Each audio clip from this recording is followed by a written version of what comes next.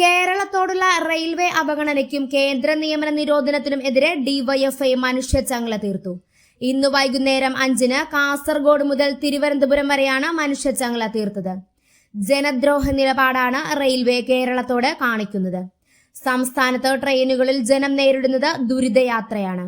ആവശ്യമായ ട്രെയിനുകളോ പാത ഇരട്ടിപ്പിക്കലോ ഇല്ല. യാത്രാ പരിഹാരത്തിനായി അനുവദിച്ചതെന്ന് പറയുന്ന വന്ദേ ഭാരത് ട്രെയിൻ സാധാരണ യാത്രക്കാരെ വലച്ചിരിക്കുകയാണ്.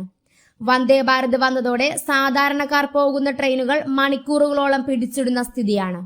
ദീർഘദൂര യാത്രാ പരിഹാരത്തിനായി കേരളം തയ്യാറാക്കിയ സിൽവർ പദ്ധതി നടപ്പാക്കാനുള്ള അനുമതിയും കേന്ദ്രം നൽകുന്നില്ല. രാജ്യത്ത് തൊഴിലില്ലായ്മ നിരക്ക് ഉയർന്ന തോതിലാണ്. നഗരകേന്ദ്രങ്ങളിൽ 8.3%, ഗ്രാമങ്ങളിൽ 6%മാണ് പുതിയ നിരക്ക്. എന്നിട്ടും പുതിയ നിയമനങ്ങൾ കേന്ദ്രം നടത്തുന്നില്ല. കര, നാവിക, വ്യോമസേനയിലടക്കം നിയമനങ്ങൾ വെട്ടിച്ചുരുക്കി. നിയമനങ്ങൾക്ക് പകരം കരാർ നൽകുകയാണ്. നിയമനങ്ങൾ സ്വകാര്യവൽക്കരിക്കുകയാണ്. ഇനിയും സഹിക്കണോ ഈ അവഗണന? മനുഷ്യച്ചങ്ങലയ്ക്ക് ശേഷം വടക്കാഞ്ചേരിയിൽ നടന്ന പൊതുസമ്മേളനം CPIM സംസ്ഥാന സമിതി അംഗം NR ബാലൻ ഉദ്ഘാടനം ചെയ്തു. DYFI Vadakkanchery block secretary ER Rahul അധ്യക്ഷത വഹിച്ചു.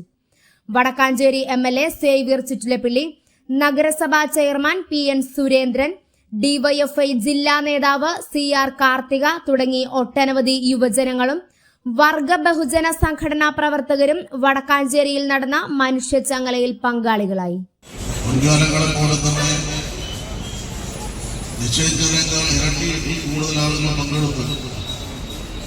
മനുഷ്യ കോട്ടയായി മാറി വിജയകരമായി സമാപിച്ചിരിക്കുകയാണ്. ഈ മുദ്രാവാക്യത്തിന്റെ ഉള്ളടക്കം ജനഹൃദയത്തിൽ എത്തിക്കുന്നതിനു വേണ്ടി ഡിവൈഎഫ്ഐ പ്രവർത്തകരും സഹോദര സംഘടനാ പ്രവർത്തകരും നടത്തിയപ്പോഴാണ് ജനങ്ങളിൽ വലിയ ചലനം,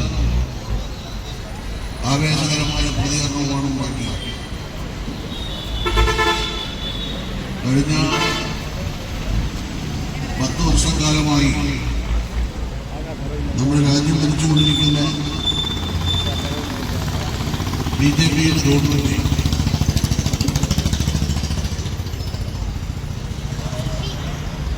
കോർപ്പറേറ്റുകളുടെ നയങ്ങളുടെ ഭാഗമായി ധനമൂലധന ശക്തികൾക്ക് രാജ്യം പണയം വെച്ച്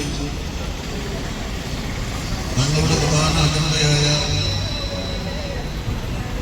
ഹിന്ദുത്വ രാഷ്ട്രം സ്ഥാപിക്കുമെന്ന് ലക്ഷ്യമിടുന്നതാണ്.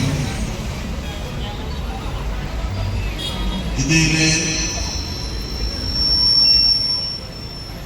സംസ്ഥാനങ്ങളുടെ യൂണിയനാണ്